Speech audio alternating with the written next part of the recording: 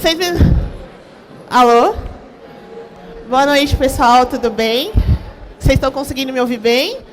Eu estou me ouvindo com uma voz um pouco diferente da minha, então vou me acostumar com a minha voz. O tema da minha palestra de hoje é sobre tecnologias sociais, o que a gente aprende com elas e como que a gente consegue utilizá-las por bem. Então, antes de mais nada, eu também vou me apresentar. Eu sou a Blessing Ifekaibeya. Sim, esse é o meu nome. É todo diferente, eu sei, mas é meu nome. Eu sou filha de nigerianos. Eu tenho 29 anos. Eu sou Product Manager no Luiza Labs. Sou natural de Campinas, uma cidade no interior de São Paulo. Eu sou uma pessoa que me considero muito curiosa, então eu gosto muito de aprender sobre as coisas, entender o que a gente pode trazer para a sociedade. E aí essa curiosidade também vem muito disso. E eu também sou uma pessoa que ama dançar, então eu gosto de dançar bastante forró. E eu gosto de me aventurar nessa vida também. Falando um pouco sobre educação, a minha jornada com tecnologia iniciou no meu curso técnico. Eu fiz o curso técnico em mecânica pelo Cotil, o Colégio Técnico de Limeira, lá da Unicamp. E foi o meu primeiro passo que me despertou, de fato, para a tecnologia. O que é tecnologia, o que a gente consegue fazer com tecnologia e como que a gente consegue impactar e mudar os cenários. Gostei tanto do técnico que eu fui fazer engenharia mecânica. Eu sou formada em engenharia mecânica pela Universidade Federal de Itajubá. E a universidade explodiu a minha cabeça para muitos contextos, para diferentes realidades e como que a gente consegue aproveitar todo esse conhecimento e transformar o mundo num lugar melhor. E também fui fazer meu MBA na parte de gestão de projetos pela USP Exalc. Falando um pouco sobre trabalho, por conta do meu histórico de engenharia mecânica, eu trabalhei na Whirlpool com tecnologia também, então desenvolvendo ali máquinas de lavar mais tecnológicas, trazendo o que mais inovador a gente conseguiria ter acesso para as pessoas. E foi onde também me despertou mais ainda essa questão social, porque quando a gente pensa em máquina de lavar, a gente pensa no custo, a gente pensa na economia de tempo, e um exemplo de tecnologia não digital, totalmente digital, mas é uma tecnologia que ajuda na vida das pessoas. Depois fui trabalhar numa empresa que desenvolvia software para e-commerce, a CCT, e eu estou no Magalu há quase 3 anos. Então, esse é um pouco da Blessing Trabalho, mas também tem a Blessing Comunidades, então eu atuo como voluntário em algumas comunidades, eu também faço parte delas também. Isso me ajuda na minha construção como pessoas e a gente vai empoderando outros. E eu tenho uma pergunta para vocês. Porque quando a gente fala sobre tecnologias sociais, talvez, não sei se vocês estão habituados com essa temática, se vocês têm conhecimento sobre o que é de fato tecnologias sociais. E eu gostaria de perguntar, sobre pessoas que sabem um pouquinho sobre o que é tecnologias sociais. Quando você pensa em tecnologias sociais, você consegue pensar em 3 exemplos do que seria a tecnologia social? Aqui nessa foto, a gente tem um exemplo de uma tecnologia social. E aí, mais para frente, eu vou explicar mais o porquê. Mas a dança é uma forma de tecnologia social. Porque a dança, a gente aprende algo, a gente replica esse algo para outras pessoas, então a gente consegue ensinar esse conhecimento. E a gente também traz ganhos ali na nossa comunidade. Então, a gente tem várias danças culturais. Na verdade, todas as danças elas têm a sua história, têm a sua cultura e elas trazem sobre isso. Mas a dança é uma forma de tecnologia social que eu queria trazer para vocês. E explicando um pouco sobre o que é de fato tecnologias sociais. Tecnologias sociais é um conjunto de metodologias que a gente consegue utilizar, aplicar dentro de vários cenários, de diversos cenários, e a gente consegue desenvolver elas com a interação, principalmente com a nossa comunidade. Então, pessoas que de fato estão ali no nosso meio, então a comunidade pode ser um grupo que você faz parte, pode ser a sua cidade ou até mesmo o país, quiçá o mundo, então a gente pode considerar isso como comunidade. E também que a população ela consiga utilizar, que ela consiga usufruir dela em seus benefícios, então trazer ganhos. E também tem uma outra questão que ela tem que representar, de fato, a inclusão social das pessoas. Então, quando a gente pensa no cenário Brasil, quando a gente pensa nesse cenário Sudeste, quando a gente pensa nos estados, como que a gente está construindo tecnologias que, de fato, promovam essa inclusão social. Então, as tecnologias sociais elas vêm nessa frente para poder trazer essa inclusão social das pessoas e, consequentemente, trazer a melhoria na vida delas. E aí, vocês devem estar se pensando, tá, mas tecnologia social tem só um aspecto que eu não vou monetizar, eu não vou conseguir trazer tanto... Eu vou trazer só impacto social, mas como que eu consigo rentabilizar e como que eu consigo utilizar isso no meu dia a dia?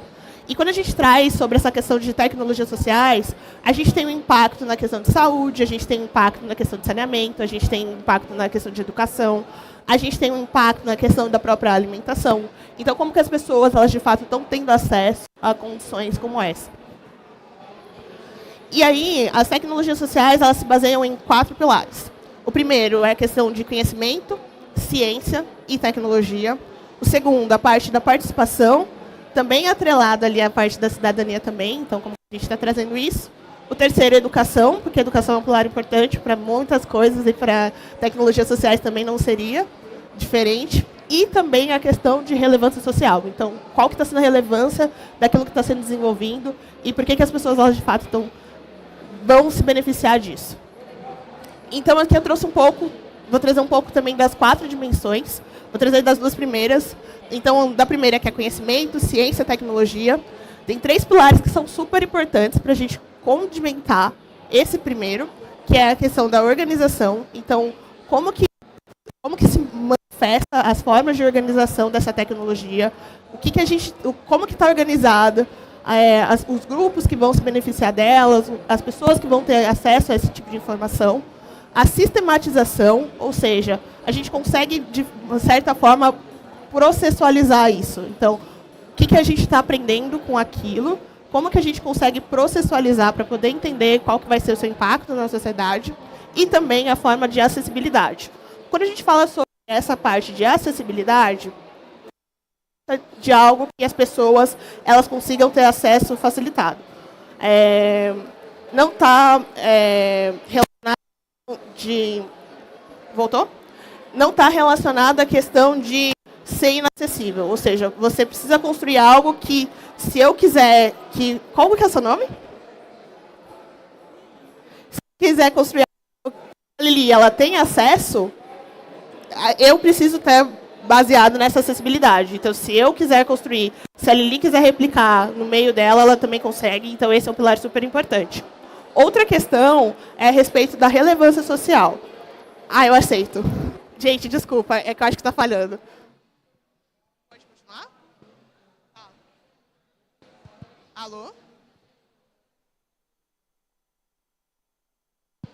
Foi? Eu volto aqui. Pode voltar aqui.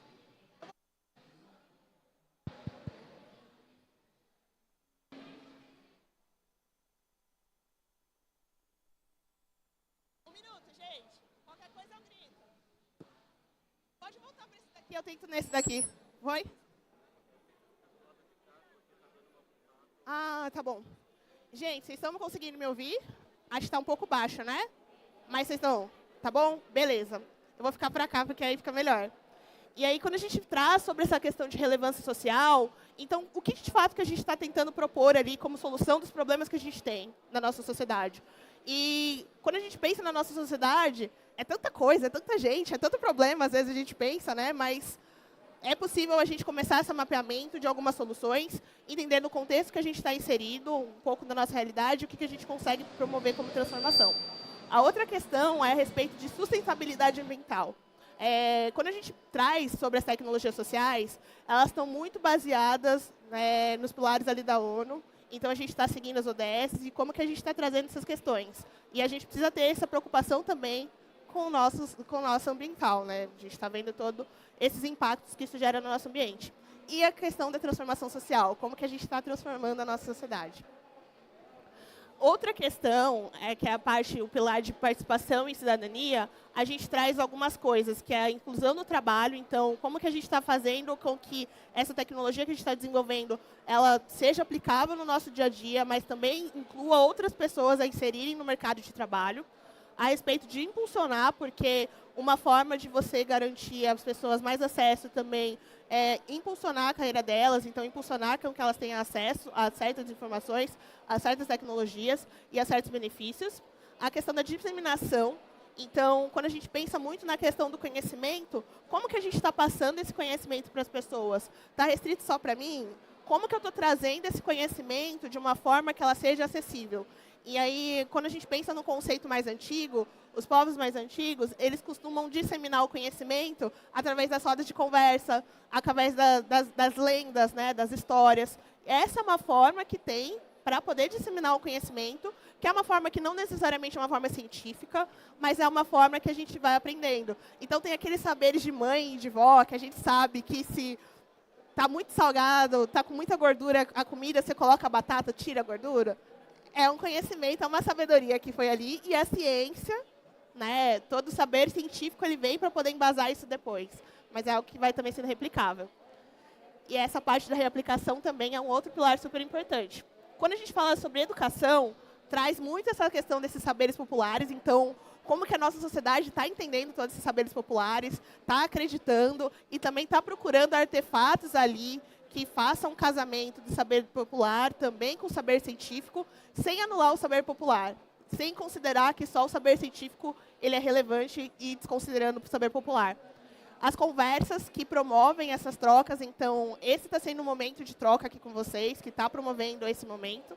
E também a própria autonomia, ou seja, a partir do momento que eu tenho essa informação, eu consigo disseminar para outras pessoas também terem autonomia para saber como que elas vão conseguir difundir, se faz sentido para elas aplicar ou não. E aí, a gente entra num outro cenário, porque eu trouxe quais são os 4 pilares da tecnologia social, só que a gente entra num cenário de que, para poder, de fato, a gente aplicar, a gente precisa de dados. Hoje eu trabalho com tecnologia no Webs, né? Trabalho com a parte de produtos digitais. E eu sei o quão importantes são dados. Mas como que a gente consegue alcançar regiões onde os dados eles não são confiáveis? Eu vou dar um exemplo para vocês. Fui participar como mentora de um hackathon na região de Heliópolis, e nós tínhamos o interesse em saber quantas pessoas tinham, quantos microempreendedores nós tínhamos ali. E nós não tínhamos essas métricas, nós não achamos em lugar nenhum. Será que a gente não tem microempreendedores na região do Heliópolis? Ou a gente tem isso e não está documentado? Então, como que a gente está tratando com essas questões desses dados não confiáveis? O que a gente, como tecnologia, o que a gente, com essa questão de olhar, né, esse olhar tecnológico, de utilizar a tecnologia para poder ter como meio para poder atingir resultados, está fazendo para poder tentar buscar mais dados dessas regiões onde a gente não tem histórico? E aí, quando a gente fala sobre essa questão dos dados não confiáveis, eles têm 3 pilares. O primeiro é a respeito dos algoritmos enviesados. Então, tem muitos estudos que falam sobre a questão de algoritmos enviesados. O que a gente está fazendo para poder promover algoritmos com menos o viés possível? E como que a gente está desenvolvendo isso dentro da nossa sociedade? Então, eu vou dar um exemplo aqui muito claro, porque muita gente quer utilizar machine learning para tudo. Ah, não, eu vou aplicar machine learning em toda a minha jornada. Machine learning vai me dar vários insights. Machine learning, para poder funcionar, precisa ter dados. Como que a gente está ensinando a máquina com esses dados? Quais dados a gente está populando para poder a máquina ela ter um aprendizado que, de fato, vai ser efetivo? A gente vai olhar as informações mitigando o máximo possível de vieses. Porque acho que mitigar 100% é um desafio, mas a gente consegue mitigar um pouco menos. Uma situação que aconteceu comigo foi que eu fui tentar fazer uma conta num banco digital e eu não estava conseguindo, por nada, fazer reconhecimento facial. Eu falei, vai, gente. E aí eu trabalho numa fintech dentro do Magalu, então eu entendo um pouco como que é esse processo. Eu falei, vai, gente, eu não tenho nome sujo. Eu espero, né, que eu não tenha, que meus dados não tenham vazado para isso. Então, o que está acontecendo? E aí entra muito, né, depois conversando com as pessoas responsáveis, né, do outro banco, eu descobri que o algoritmo deles estava enviesado. Acreditam? E como que a gente consegue tirar isso? Como que a gente consegue mitigar? Como que a gente consegue trabalhar? A outra questão é a respeito das coletas dos dados. Então, eu trouxe situação para vocês do Heliópolis. Mas aí as pessoas elas utilizam o argumento de mas a gente não tem esses dados, né? A gente precisa coletar, é um processo difícil, é um processo moroso. Mas é possível. Como que a gente está olhando para essa questão da coleta de dados? Como que a gente está fazendo as perguntas certas, as perguntas ideais para a gente ter essas informações para poder coletar esses dados? E o terceiro ali como consequências sociais, porque quando a gente trabalha com dados não confiáveis, a gente começa a reforçar mais desigualdades. E isso não é muito legal, principalmente a gente que está trabalhando com tecnologia. porque a gente está trabalhando com a tecnologia para poder tornar as soluções mais acessíveis aos outros, ou tornar a vida das pessoas menos morosa. Pelo menos eu acredito nisso. Então, com base em tudo isso, a gente entra num cenário, né, que a ONU até reconhece, chamado deserto de dados. Porque a gente tem condições para ter esses dados, mas a gente não tem esses dados por conta dessa questão desse cenário não confiável. E aí também tem uma frase da Caroline, que é do Social Good, que é uma comunidade muito massa, que eu recomendo também para vocês, que ela fala sobre essa questão, que os desertos de dados, eles podem sim ser intencionais. Então, a partir do momento que você tem a ciência de que aquilo é uma necessidade, mas você não desenvolve muito para aquilo, para poder sanar aquela questão, você sabe que tem um problema, mas você não está procurando solução. Então, de certa forma, está sendo intencional. Então, como que a gente consegue mudar um pouco disso no nosso dia a dia?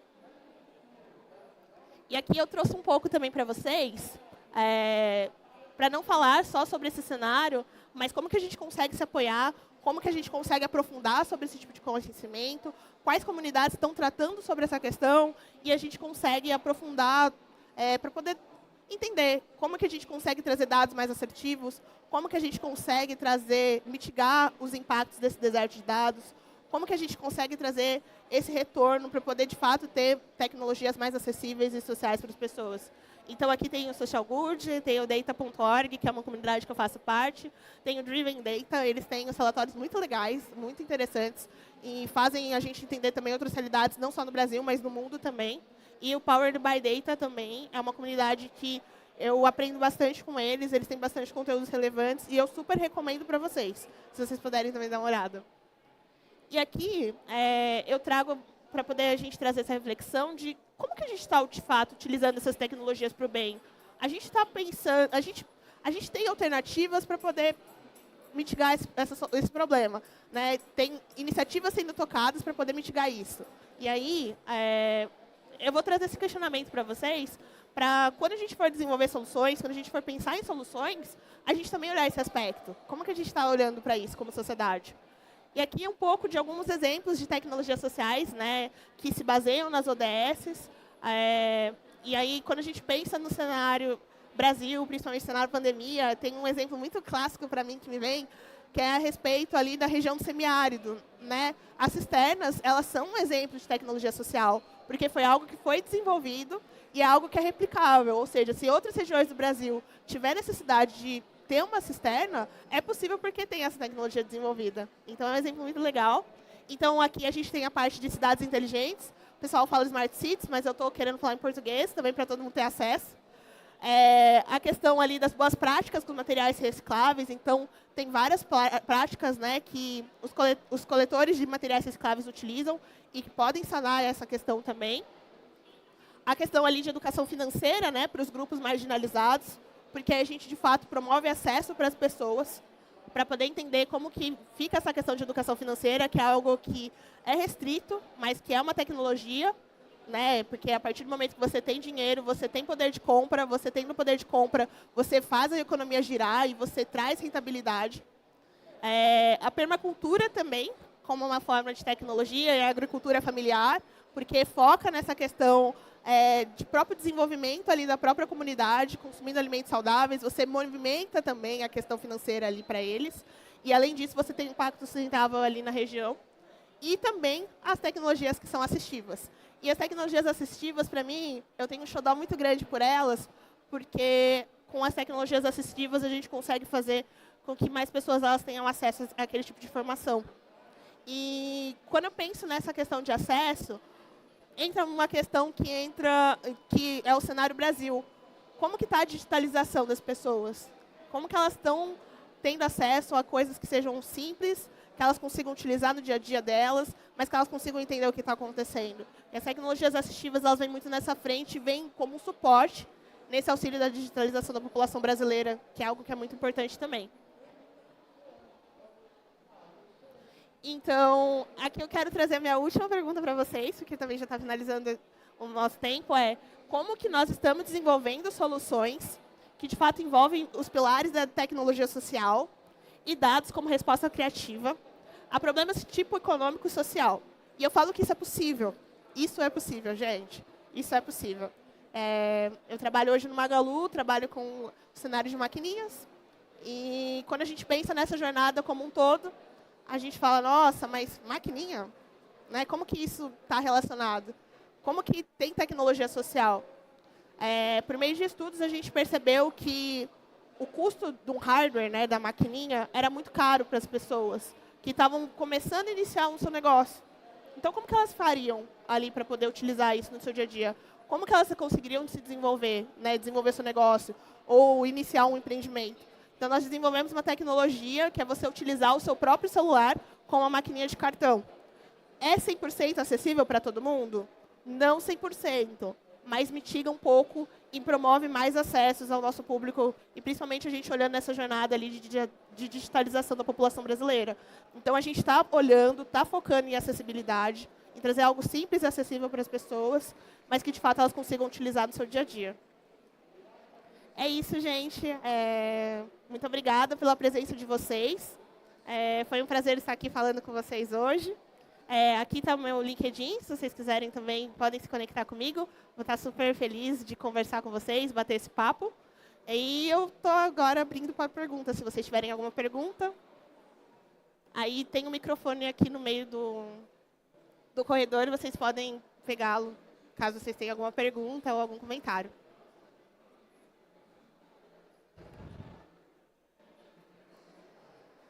É isso. Obrigada, gente.